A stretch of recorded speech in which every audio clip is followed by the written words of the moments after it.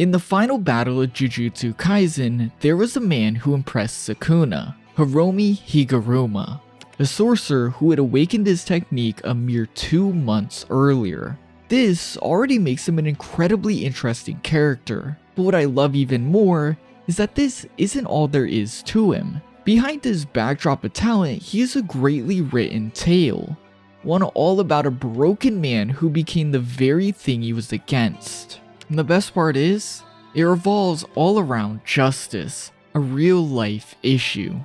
That last part sounds out of place, but it's because he's a lawyer, and that's also why I'm dressed like this.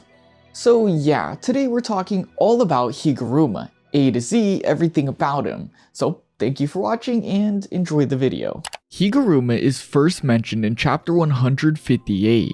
Upon the calling game beginning, our group realizes they need points to save people, and Higuruma has a ton, so he becomes a primary target of theirs. Surprisingly though, rather than see him meet someone face to face, in a rare move, our first view of Higuruma is his backstory. Higuruma is a lawyer listening to a man's story. He's in suspicion of murder and robbery, and while the evidence makes him sound guilty at first, Higuruma makes a perfect case to a lady listening on his innocence. The lady is surprised Higuruma is taking this case. It sounds impossible, but it's to present to us the idea Higuruma isn't a typical Japanese lawyer. He genuinely cares. It's not about the money for him. He takes cases with the belief that everyone is innocent till proven guilty. The woman speaks to a friend. If anything, Higuruma has gotten worse about everything, recalling when a client he did his best for treated him horribly. She understands him wanting to help the weak and powerless, but why when they despise him?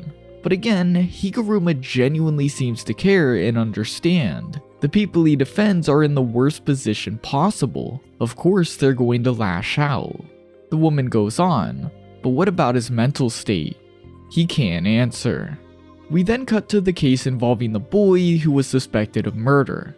He's been proved innocent. The evidence had proved it. Despite looking guilty, evidence also proved he wasn't. But Higuruma knows the truth. They will appeal this, and on the appeal, he was given life. The boy was found guilty despite no new evidence being introduced in this retrial. Higuruma states what is fact at this point.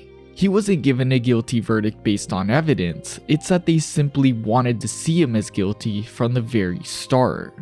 Going back a little bit, the narrator opened this section stating a true fact. In 2019, Japan had a 99% conviction rate. Why is this rate so high? Because it is widely believed prosecutors only pursue cases with guilty-looking evidence. In essence, cases are tried in a basis of if it'll make them look good.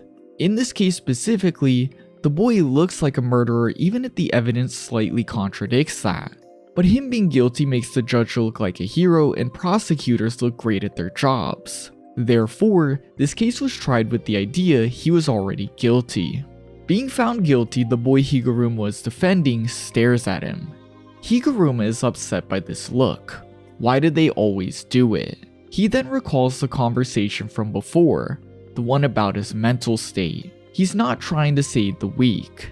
He just doesn't want to leave something alone that isn't right. Lady Justice wears a blindfold to represent the law's impartialness. But this clearly isn't true. Like in the case we just seen, people are often branded guilty from the very start.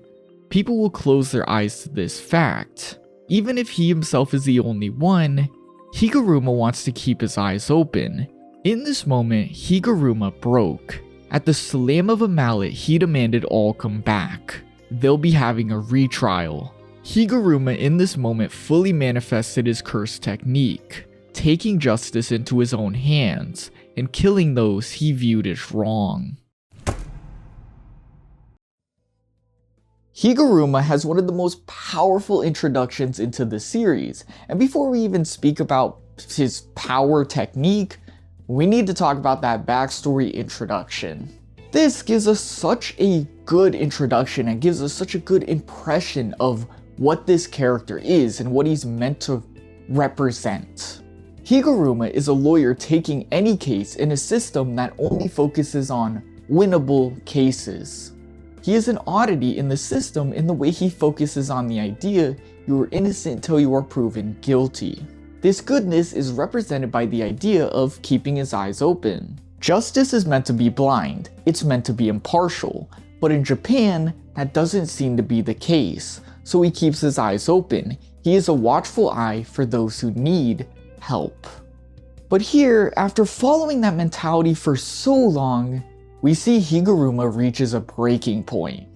Under the stress of yet another client being branded guilty before the case even really happens, Higuruma cracks, activates a curse technique, and kills everyone in the courtroom. It would seem that whatever justice he just enacted, whatever scenario he just put them in, they were sentenced to death. The man we head into the Calling Games with is this man. One who's had his beliefs in justice pushed away at every opportunity. He is a man who cannot take it anymore and has been broken.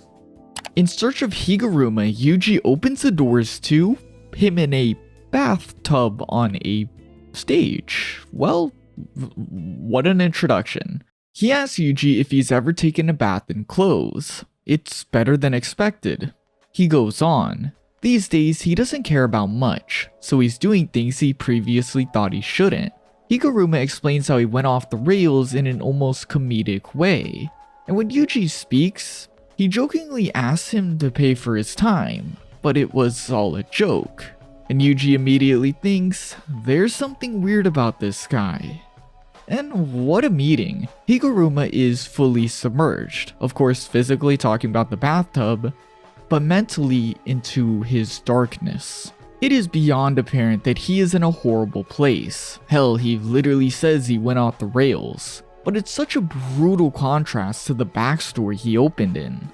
Like this man has lost hope in everything. He's no longer this proper seeming man obsessed with his cases. Rather, he's one so devoid of feeling, he's doing anything to feel something. Though with this, Yuji brings up the why for his appearance. He needs his points. Higuruma refuses. The Calling Game is an opportunity. Often law is powerless. If the power he received was real, so are the rules. If the rule breakers were punished naturally instead of trials, that would be wonderful. This goes back to everything we know about him at the moment. He knows the current justice system is broken and repeats that belief.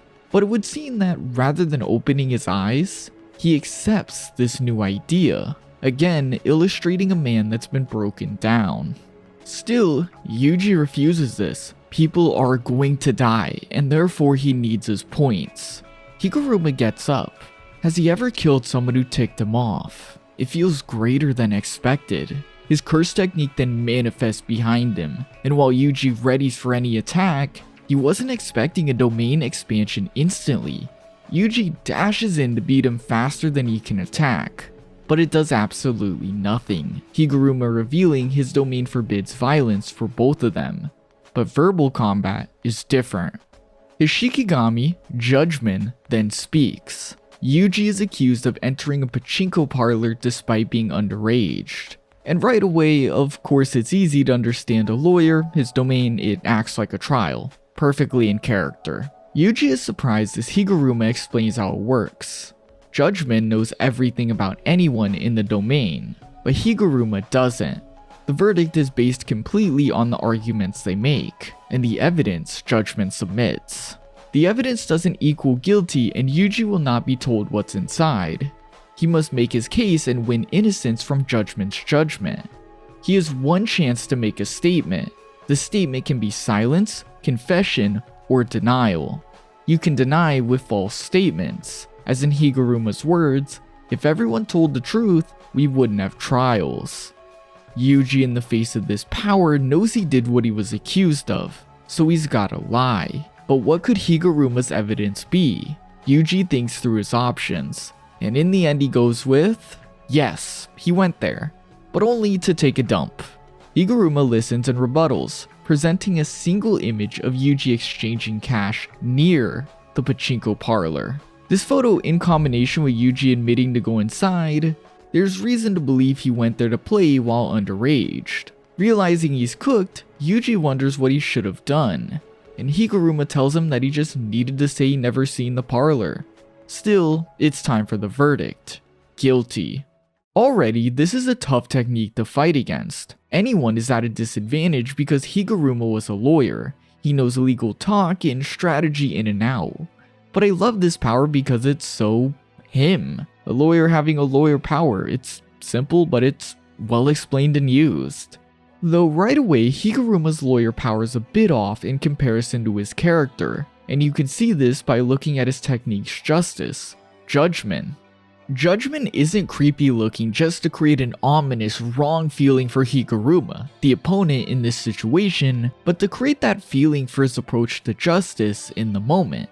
In Higuruma's introduction, the boy was first found innocent due to evidence. When they went to retrial, he was found guilty despite no new evidence. The judge ruled guilty because it looked better, not for proper justice. Of course, this is not right. This is what Higuruma fought against. So it's very off-putting when Higuruma quickly accepts judgment needing one singular piece of evidence to convict. And the second this boy he seems to have pushed into a corner with his legal talk etc. says something that somewhat might illustrate guilt, well, Higuruma says, oh, hands up, that's it, that's guilty. Point is, it's again off-putting when Higuruma quickly accepts this as a proper verdict. Like in the courtroom, when Higuruma's client was assumed guilty just to make the judge look good, it's as if Yuji is assumed guilty so judgment can activate its power. I would also say this improper justice is represented by judgment visually. Judgment's eyes are blinded, though the way they are blinded seems wrong by Higuruma's presented standards, as if the judgment itself is wrong. When he envisioned Justice's blindness in the backstory, it was represented by a blindfold, not its eyes being brutally, forcefully stitched shut. It's blind, but not in the way Justice is meant to be, just like the system he was against. This creates the idea that Higuruma being a broken man is becoming what he initially fought against. Lawyers declaring clients as guilty before they are proved as so. It goes against everything he was initially for. Though with the guilty verdict, judgment speaks and the domain disappears. At first, nothing feels different, but the second Yuji is hit by Higuruma's mallet, things get weird. The mallet can change size and disappear and reappear at will. But what's even worse? Yuji can't control his cursed energy. As Yuji is on the defense, the narrator takes over. Higuruma flew through law school and passed the exams with ease. He is known as a genius. But what stands out the most is his talent as a sorcerer. The narrator goes on. By analyzing his own curse technique that came with his domain, he learned how barriers work. He then used that to reverse engineer how the rest of sorcery worked. It only took 12 days for Higuruma to be comparable to a grade 1 sorcerer, which is insane. Genius doesn't even cut it. This dude is stronger than most sorcerers and he got these powers like yesterday. But what's even crazier is not that he has some great teacher, not that he's a family of great sorcerers, but that it's all self-taught. He literally did and learned it all himself. Higuruma then reveals that confiscation, the price of Yuji being guilty, temporarily removes the use of cursed techniques, but since Yuji doesn't have one, it's removed cursed energy instead. Yuji's response to this catches Higuruma off guard. He shouldn't be able to stand against him at all. His physical strength must be insane. And so he thinks rationally, as you'd expect from a lawyer. Yuji is dangerous, he cannot play with him, he must crush him with his full might. With the extended mallet, Higuruma strikes as Yuji dodges. Yuji grabs the long staff and twists it away, but Higuruma changes the size back to normal. Now trying to catch him off guard, Yuji kicks the bathtub, but Higuruma thinks fast, smashing it and using the veil of water as a surprise element. Yuji has now been the one caught off guard as he's being crushed by the giant mallet. Not only is Higuruma a smart genius, but he's clearly battle smart, which is scary. Though Yuji realizes this is it, he'll be crushed if he doesn't act fast. Higuruma is court trials. Think trials, courts. Wait, he's got it. He wants a retrial. In a second, they're teleported back to the stand and Higuruma's domain reopens. Since Yuji never personally admitted guilt, he can request a retrial. Judgment speaks. Yuji stands accused of mass murder in Shibuya. The Shibuya incident is this time's case. And before Higuruma can even say anything, Yuji admits to it. He did that. He's not lying and refuses to deny it. He's fully confessed to this horrific act. And so, judgment screams guilty, death penalty. In the wake of such a clear admission of guilt, Higuruma recalls a moment where he was asked if he's sure he wants to be a normal lawyer. With his credentials, why not try to be a judge? Now in the wake of such a heavy judgment behind him declaring death penalty, Higuruma seems to waver. For some reason, Yuji's choice is affecting him. Still, he pushes on, his mallet transforming into the executioner's sword. This is the outcome of the harshest penalty available. Without exception, anyone cut by this blade will die. Though Higuruma, in this darkness, carrying out the ultimate penalty, again seems to waver. He seems lost in thought. To feel for people means understanding their weaknesses.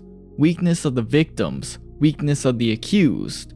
Day after day, he was fed up, and things became ugly. That's what he thought when he was trying to help people. And that includes Yuji. Everyone is weak and ugly no matter how high-minded they try to be. Yuji's darkness is darkness. Even with light, there's just going to be emptiness. In this moment, Higuruma is struggling with himself. Over time, watching people make mistakes, being a lawyer, seeing so many of those mistakes, people became ugly to him. And with this breaking point, this idea became even heavier. If he shines a light, all there will be is more emptiness to him. That is what he sees right now. People are weak, and there's nothing but emptiness beyond that weakness. Simply put, Higuruma, in the face of Yuji, has faced the idea that he's completely forgotten what he's doing. Him stating that people are weak and empty, it basically says it all. Now, rather than protect people from the justice he opened his eyes against, he's closer to that empty justice in this moment, a fact that slowly becomes clear to him. In Higuruma's frantic yelling, Yuji runs to the back of the room. With the slam, the chairs fly through the area. Catching a sight of a black mass, Higuruma slashes at it, but it was Yuji's jacket. He appears behind to throw his shirt, double faking him out as he drops to the floor to trip him, but Higuruma jumps. In this moment, he again recalls the moment he was asked to be a judge. He responds, he can't do it. He's not ambitious enough. Again stating people are weak and ugly. Up to that point, he thought he should value that which only humans have. And I just have to say, it makes a lot of sense Higuruma wouldn't want to be a judge, as a judge is there to make the final choice. They had to pick a yes or a no, a right, a wrong, all based on evidence given to them. While theoretically, yes, Higuruma could save many in this position, save them from a rotten justice system, if he's only making the choice, how can he be sure the evidence given to him is right? This mindset of protecting weak people, looking at them as innocent till proven guilty, is Higuruma, and he wouldn't be able to act as that part of himself if he's the one deciding fate. When he said he wasn't ambitious enough to be a judge, he was honest. He doesn't believe he can be the one to hold that power, as it doesn't fit his desires one bit. As Yuji's fist comes closer and closer, he struggles to understand why Yuji would confess. The evidence he had gotten was all about Sukuna. Matter of fact, it was Sukuna who is guilty. So why? Why? But in the silence, Higuruma closes his eyes. He puts away his mallet, and he takes the full force of Yuji's punch. It's sending him crashing across the building. On his back, he reveals that because Yuji couldn't control himself, he wasn't at fault. He was innocent.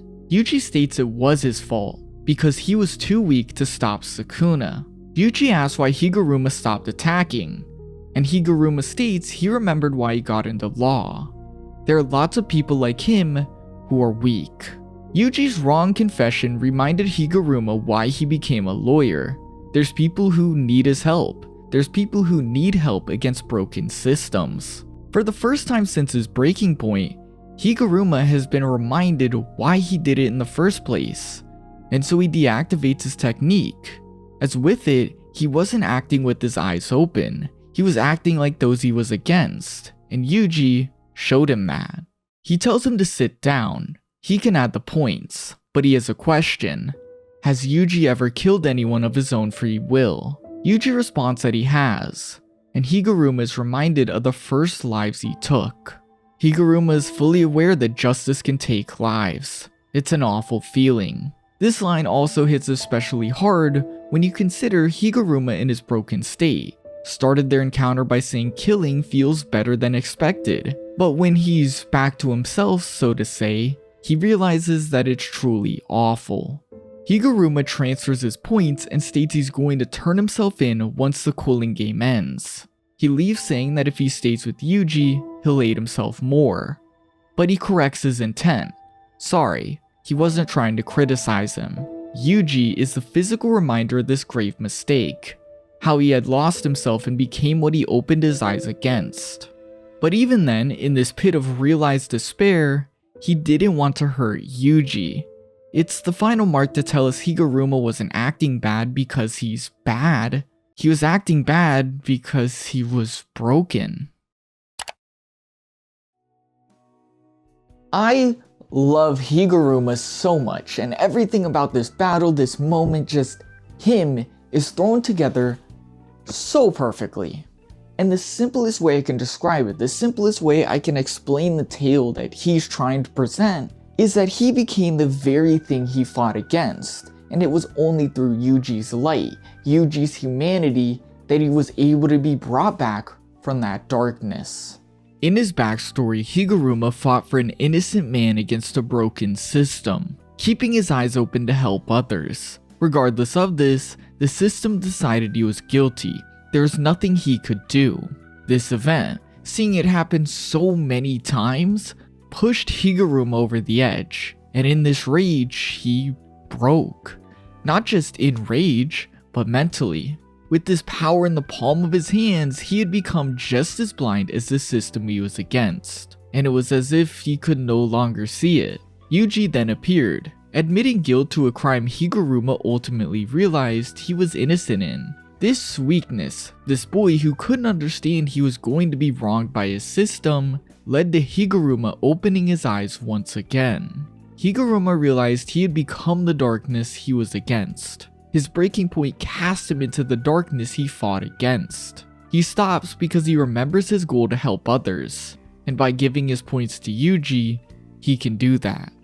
It's such a simple story. A bright heart falls into the darkness and is saved by one's light. You just can't help but love it. And all this sappy story stuff aside, I mean, he's just a cool, interesting concept for a power. The possibilities are just pretty cool to think about too. Like, imagine if he was putting Sukuna on trial for a crime. Oh wait, that's exactly what happens. Yeah, Gege gave us that, and I'm so thankful for it. Soon after Gojo is defeated by Sukuna and Kashima goes in after, Yuji and Higuruma drop from the sky. The reason Higuruma was brought in was because of his confiscate ability. If he can somehow get a guilty verdict, he can remove Sukuna's curse technique. If he's able to get a death sentence, he can fight with the executioner's sword. The question is though, can he get a guilty verdict worthy of the death penalty?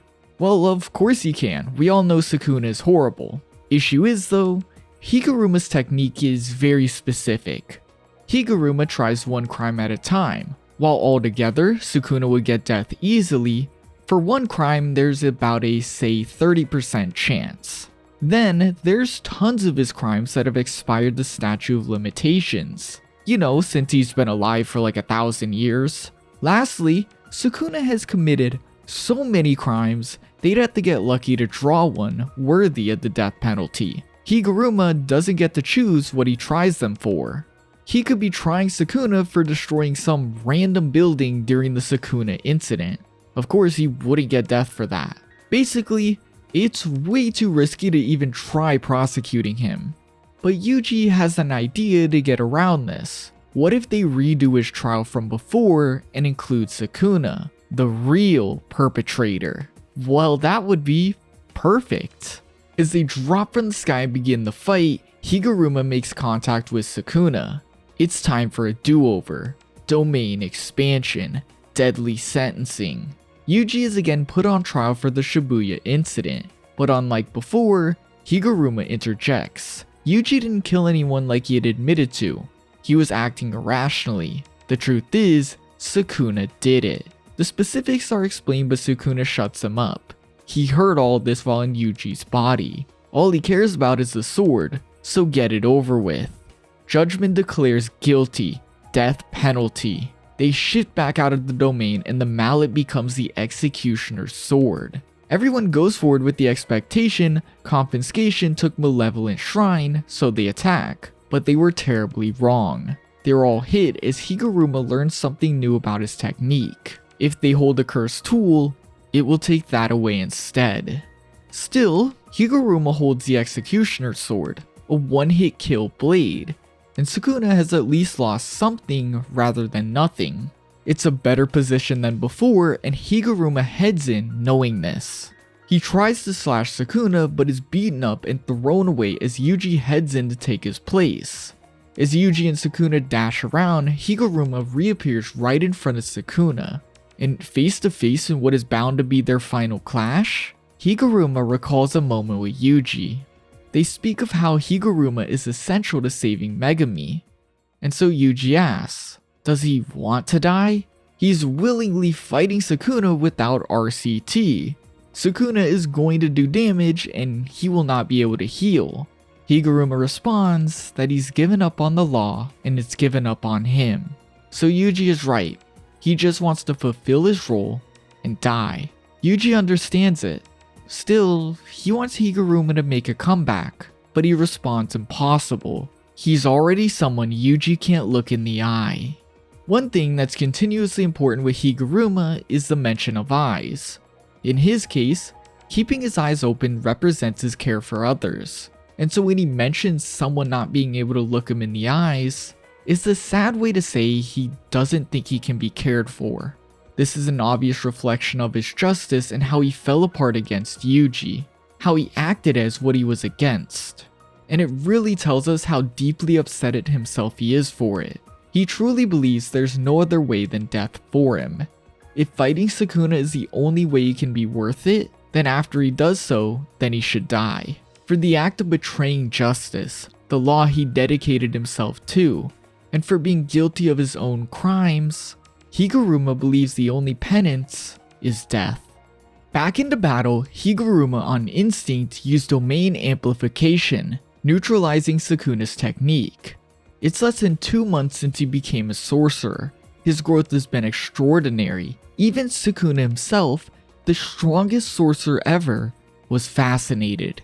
He's fascinated by this man with equal talent to Satoru Gojo, which is insane. You cannot literally get a compliment bigger than this. Higuruma really is that guy. He then confirms Higuruma's name as he readies for battle.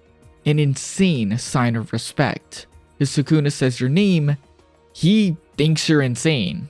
But with this, he crumbles the building they stand in. Higuruma jumps in as Sukuna throws Yuji away. He doesn't interest him. He finds Higuruma far too entertaining.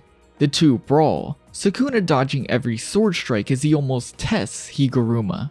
No care for the fact he wields a one-shot weapon. He then jumps away, full charging a dismantle that cleaves away Higuruma's arm. He demands he heal. When he doesn't, he cuts his other arm off. Use reverse curse technique. He knows he should be able to.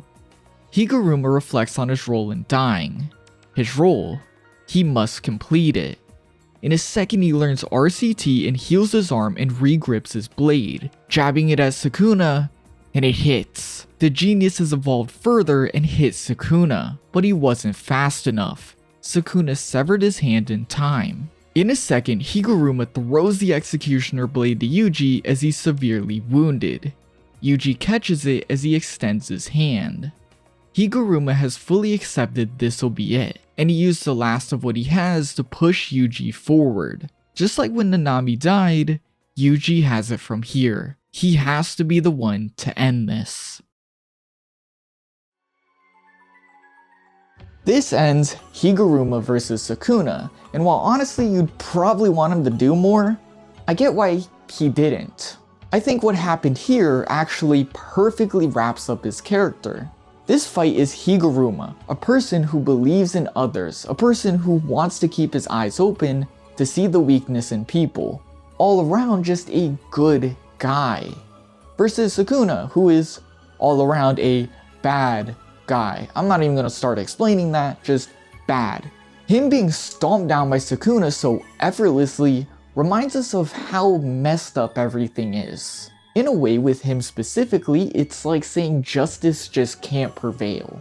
But by having him go out in a Nanami-like way, him passing the torch to Yuji saying he can do it, well, it's very powerful for Yuji. It's a way to say, you can do it. It's like a good push forward. But it's also a push forward for us. Like, sure, we just saw Justice himself get pushed down by this threat. But it's not over yet. There's still a star that's burning. A star with passion that wants to beat Sukuna. And therefore we get pretty amped to see Yuji beat him down. It's effective. And I think it was such a good way to use his character. There's also another pretty big statement that becomes apparent to Higuruma during this fight. He constantly repeats the idea of dying. He'll just fulfill his role and keel over. That'll be it for him, and well, it seems like he does that. But it's also like the fight itself is telling us the opposite of that. That he shouldn't die, that it would be a waste if he did. Sukuna being the one out of all people dishing out compliments and purposely pushing Higuruma further tells us the one thing we need to know. He is special. He truly is a sorcerer genius. From how he matches Sukuna to the insane quick learning of RCT, it makes Higuruma into this flame that just shouldn't go out yet. Like it would be a mistake to the very world if he dies. And perfectly enough, if you do believe that he had more to him, well, Higuruma's flame is not yet extinguished, as he does appear again. In the aftermath, it's revealed Higuruma survived. Everyone is actually surprised by this outcome, but Higuruma states they might say it's unfortunate. This is because he still intends to follow his original plan, turning himself in. He tries, but this ends up being a failure. They won't press charges, likely due to Jujutsu headquarters interfering. They want him as a sorcerer, and so it's time for him to get a hopeful do-over. A proper comeback. And like that, we leave off on Higuruma, left to hope he indeed found himself in a far brighter way. And like that, that is where Higuruma's tale ends. A side character who had such a big and interesting impact on the story, even if in total he was only in like 15 chapters. Higuruma fell into despair and crawled back out, and by signaling Yuji to keep going, he's reached some sort of redemption. Yet even then, what he believes is a different matter. If he can no longer turn to the law, if even they won't punish him for his crimes, all that's left is himself. You could see him not dying to Sukuna as a way of the world saying, death isn't enough to atone for your crimes. What you'll have to do is something you gotta figure out for yourself. I think it's somewhat poetic for his character if this is what we're meant to think, as he's someone who would open his eyes for others, but now he's left to open his eyes for himself. See his own weaknesses and make up for them. See his own weaknesses and help himself through them. See his own weaknesses and potentially act on them, potentially improve off them, potentially get a redemption of sorts. For once, it's not about helping others through a system. For once, he is to help himself. And I think that's a very interesting note to leave off with. But yeah, thank you for watching. That's pretty much all I had to say about Higuruma, a character all about justice and whatnot. I'm not gonna say anything else. We're just gonna get out of here. Well, if you want any more JJK videos, let me know on who. Bye.